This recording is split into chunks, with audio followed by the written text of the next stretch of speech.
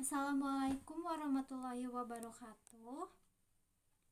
Bagaimana kabarnya hari ini anak-anak? Alhamdulillah ya. Silakan KM untuk pimpin doa terlebih dahulu. Baik, Ibu absen terlebih dahulu ya.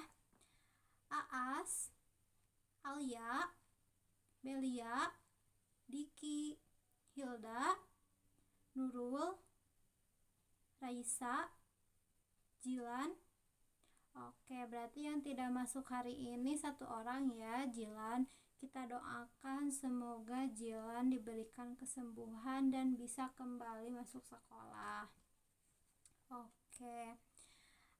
Selanjutnya silakan kalian rapikan terlebih dahulu ya pakaian kalian, kemudian lihat di sekitar mejanya. Kalau misalkan ada sampah, silakan kalian buang terlebih dahulu. Oke, sudah. Selanjutnya silakan kalian berdiri untuk melatih fokus pembelajaran kita pada pagi hari ini. Kita tepuk pagi, siang, sore, malam. Nah, kalau misalkan ibu bilang pagi, kalian tepuk 1 kali. Kalau misalkan siang, tepuk 2 kali. Kalau misalkan sore, tepuk 3 kali. Kalau misalkan malam, bilang shh. Oke, kita mulai ya. Pagi, siang, sore, malam. Shh. Pagi, malam. Shh. Oke, sudah mulai fokus ya. Nah, selanjutnya kita akan menyanyikan lagu nasional Satu Nusa Satu Bangsa. Oke, silakan kalian duduk kembali ya. Nah, selanjutnya silakan kalian siapkan alat tulis kalian. Kemudian ibu mau tanya nih, apakah ada yang masih ingat minggu lalu kita belajar tentang apa? Ya, betul ya, minggu lalu kita belajar tentang sistem ekonomi Pancasila, dan hari ini kita akan melanjutkan materi mengenai berdikari dalam perekonomian dan revitalisasi kesejahteraan rakyat. Nah, terdapat beberapa tujuan pembelajaran yang harus dicapai pada pembelajaran hari ini, dan nanti juga ada tugas kelompok ya. Oke, sebelum kita lanjut ke pembelajaran, silakan kalian scan terlebih dahulu beberapa asesmen yang telah ibu sediakan. Oke, sudah. Oke, selanjutnya ibu mau tanya nih, ada yang tahu gak apa itu berdikari dan apa itu berdikari dalam perekonomian? Silakan Aura.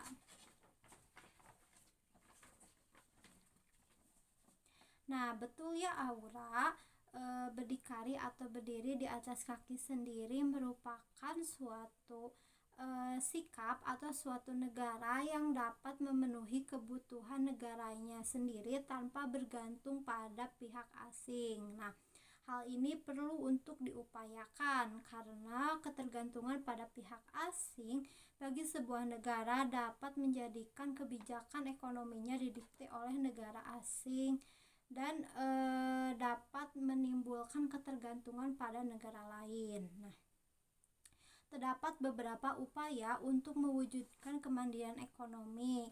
Yang pertama yaitu dengan membentuk ulang koperasi sebagai wujud demokrasi ekonomi yang maju dan mampu berdaya saing, dan juga dengan menggunakan produk dalam negeri secara nyata dan masif. Nah, apakah di antara kalian ada yang sudah melakukan upaya untuk mewujudkan kemandirian ekonomi? Ya, bagaimana Arijal? Nah, betul ya, dengan Arijal bergabung dengan koperasi dan membeli produk dalam negeri itu merupakan salah satu upaya untuk mewujudkan kemandirian ekonomi. Nah, selanjutnya di sini terdapat 2 infografis. Nah, silakan analisis apakah ada yang ingin menyampaikan tanggapannya mengenai kedua infografis ini. Ya, silakan Alia.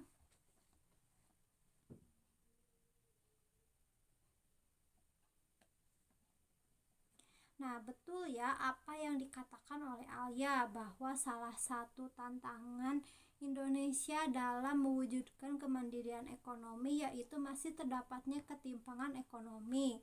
Nah, di sini ketimpangan ekonomi Indonesia bahkan menduduki peringkat keempat di dunia. Nah, hal ini terdapat beberapa penyebabnya ya, yang salah satunya yaitu karena upah murah yang menyebabkan masyarakat bawah tidak mampu mengangkat diri dari jurang kemiskinan dan masih terdapatnya ketimpangan akses antara pedesaan dan perkotaan. Nah, padahal dalam sistem ekonomi Pancasila, pilar atau sokogurunya merupakan prinsip gotong royong, di mana kepentingan bersama diutamakan daripada kepentingan individu atau golongan. Nah, kemudian asasnya itu asas kekeluargaan, di mana aktivitas ekonominya dilakukan dengan semangat saling membantu dan bekerja sama, bukan saling bersaing atau mengeksploitasi. Nah, kemudian salah satu upayanya yaitu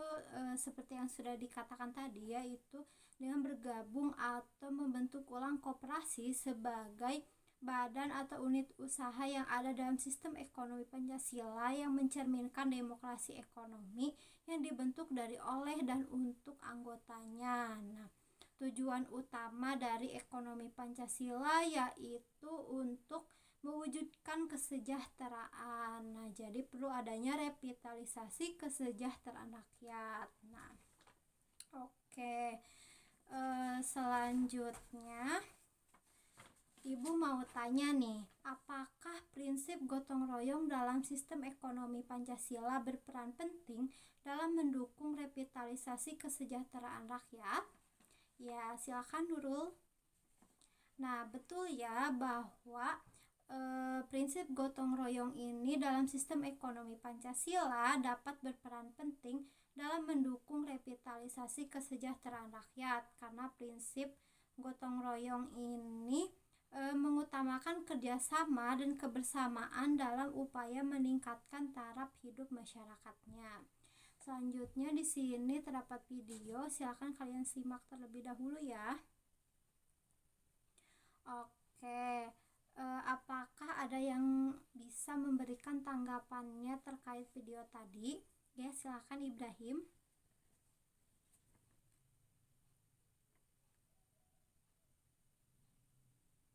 Nah, betul ya, dalam video tersebut mengajarkan kita bahwa pentingnya bersikap atau pentingnya sikap berdikari dalam perekonomian. Selanjutnya kita masuk ke tugas kelompok. Di sini sudah dibagikan kelompoknya. Oke, silakan untuk perwakilan tiap kelompoknya maju ke depan untuk mengambil undian di dalam Smart Tube Kebinekaan ini dan mengambil LKPD-nya. Oke, silakan. Oke, ini. Oke, Ibu kasih waktu 15 menit cukup ya. Oke, silakan.